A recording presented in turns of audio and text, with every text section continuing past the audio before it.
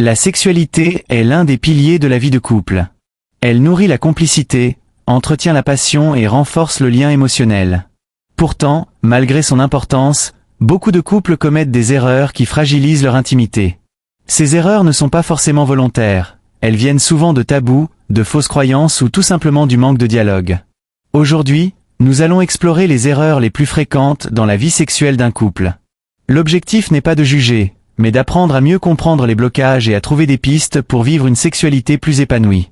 Comme le rappelle souvent la sexologue Catherine Solano, parler de sexualité, c'est déjà améliorer sa sexualité. La communication est la base d'une relation saine, et la sexualité n'échappe pas à cette règle. Beaucoup de couples évitent d'aborder le sujet de peur de blesser l'autre, ou pensent qu'il est gênant d'exprimer ses envies. Pourtant, ne pas parler de ses désirs, de ses frustrations ou même de ses doutes entraîne rapidement une accumulation de malentendus. Un exemple courant, une personne peut croire satisfaire son partenaire, alors que celui-ci aimerait explorer autre chose. Le silence nourrit alors des frustrations, et avec le temps, il peut créer une distance affective et sexuelle. Les sexologues insistent sur un point, il ne s'agit pas de tout dire brutalement, mais d'instaurer un dialogue progressif et bienveillant. Poser des questions simples comme « Qu'est-ce que tu aimes le plus ?» ou « Est-ce qu'il y a quelque chose que tu aimerais essayer ?» peut transformer complètement la dynamique.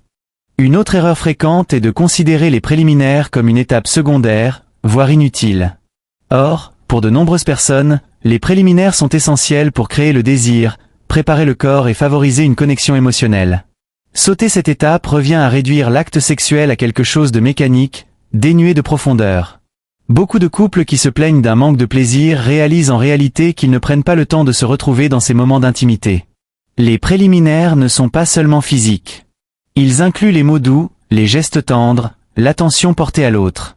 Comme le dit le sexologue Philippe Breneau, la sexualité, c'est 90% de psychologie et 10% de mécanique. Autrement dit, ce sont les émotions et le contexte qui nourrissent le désir. Et la routine est l'un des ennemis silencieux du désir. Au début d'une relation, l'excitation est naturelle, les découvertes sont constantes et tout semble nouveau.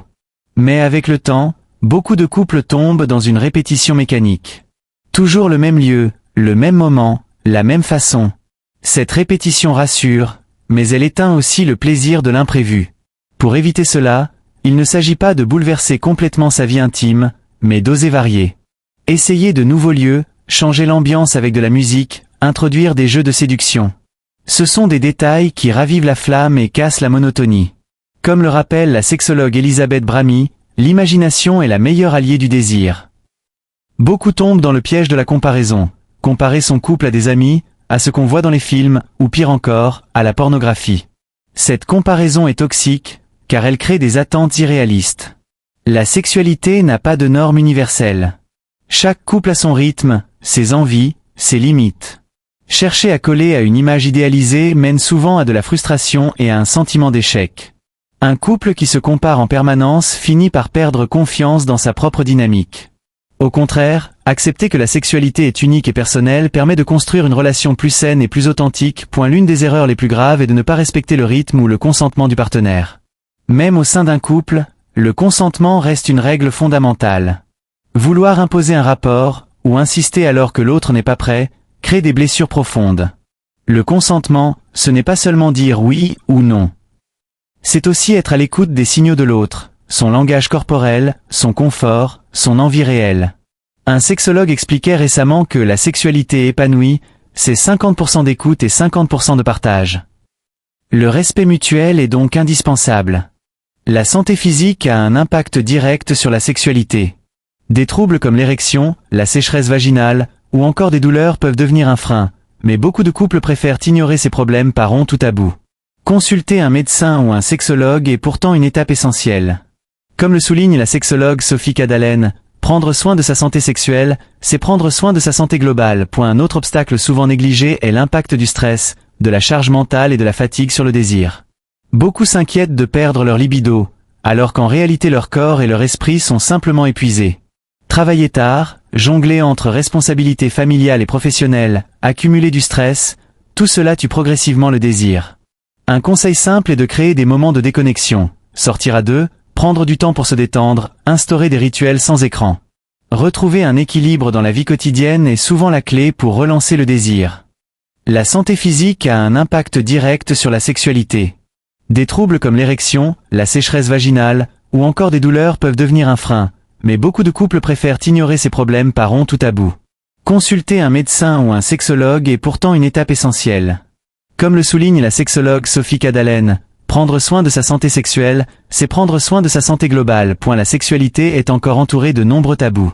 Certains pensent qu'il faut toujours être performant, d'autres croient que le désir doit être constant, ou que certaines pratiques sont honteuses. Ces idées fausses créent de la culpabilité et brident la liberté du couple.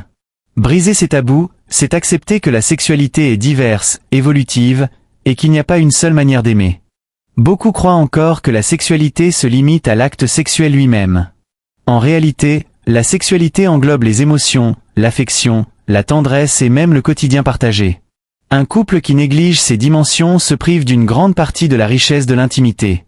Parfois, un câlin, un baiser ou un simple moment de tendresse vaut bien plus qu'un rapport sexuel mécanique. Les sexologues insistent, la sexualité n'est pas un devoir conjugal, c'est un espace de complicité. Un autre obstacle souvent négligé est l'impact du stress, de la charge mentale et de la fatigue sur le désir. Beaucoup s'inquiètent de perdre leur libido, alors qu'en réalité leur corps et leur esprit sont simplement épuisés. Travailler tard, jongler entre responsabilités familiales et professionnelles, accumuler du stress, tout cela tue progressivement le désir. Un conseil simple est de créer des moments de déconnexion, sortir à deux, prendre du temps pour se détendre, instaurer des rituels sans écran.